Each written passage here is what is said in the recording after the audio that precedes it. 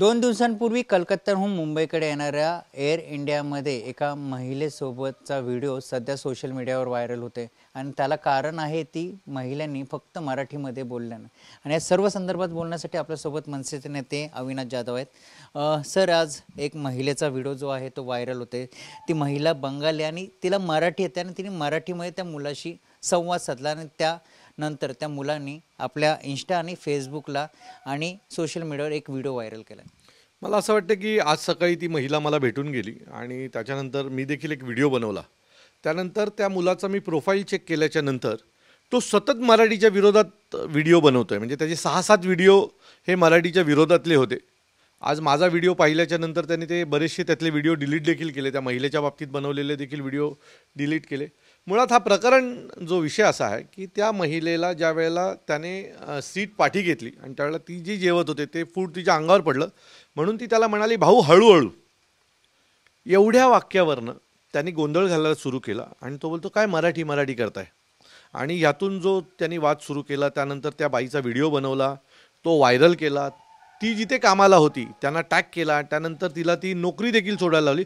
खरं तर पश्चिम बंगालमधनं येणारी एक महिला जी महाराष्ट्रात राहते तिला मराठीबद्दल आदर आहे, मराठीत बोलते, मराठी शिकली आणि हे कुठून तरी आलेली लोक महाराष्ट्रात मराठीत बोलायचं का, आम्ही मराठीतच बोलायचं, मराठीत का बोलायचं, रिजनल लँग्वेजचं काय हे आहे।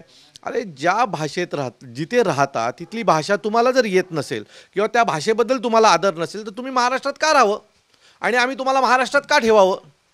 जर संविधानाने प्रांतवार भाषेवाईज जर आमची रचना केलेली असेल तर तुम्हाला महाराष्ट्रात मराठीत बोलावंच लागेल।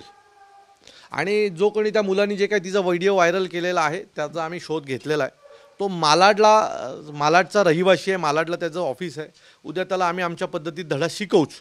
पण माझं असं मत आहे जर एक पश्चिम बंगालवरनं आलेली बाई जर मराठीत बोलते आणि ती मराठीत बोललं म्हणून तुम्ही तिच्या बाबतीत काही व्हिडिओ बनवाल आणि ते सोशल मीडियावर व्हायरल कराल, तुम्हाला चांगले व्ह्यूज मिळतात म्हणून तुम्ही अनेक सतत तिच्या विरोधातले व्हिडिओ बनवत राहाल तर हे आम्ही खपवून घेणार नाही।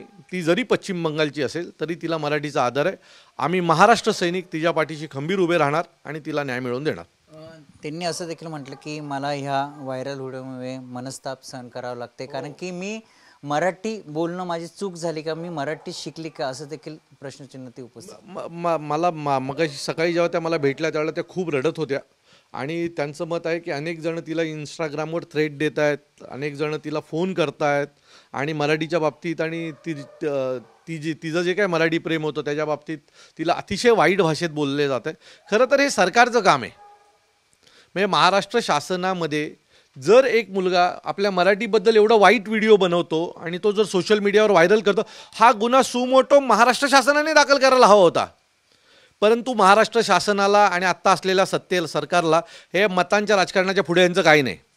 यांची मतं जातील म्हणून हे किती खालच्या लेवलला मराठी भाषेला घेऊन जाऊ शकतात आणि ह्याला धडा शिकवल्याशिवाय आम्ही गप्प बसणार नाही। ह्या मुलाला आम्ही धडा शिकवणार। जवळजवळ आज सकाळपासून 1,500 ते 2,000 लोकांनी त्याच्या चॅनलला रिपोर्टिंग केलेलं आहे।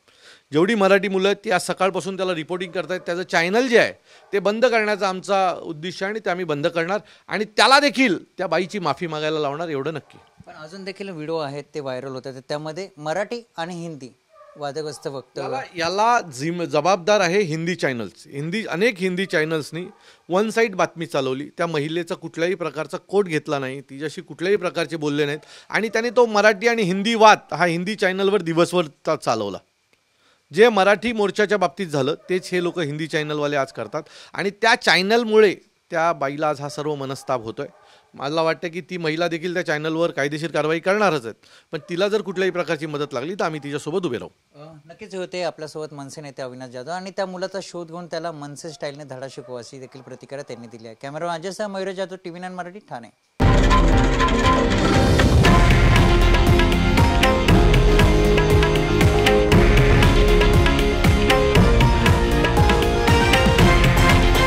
हे आहे देशातील नंबर 1 न्यूज नेटवर्क आणि आपण पाहत आहात TV9 मराठी, एकमेव।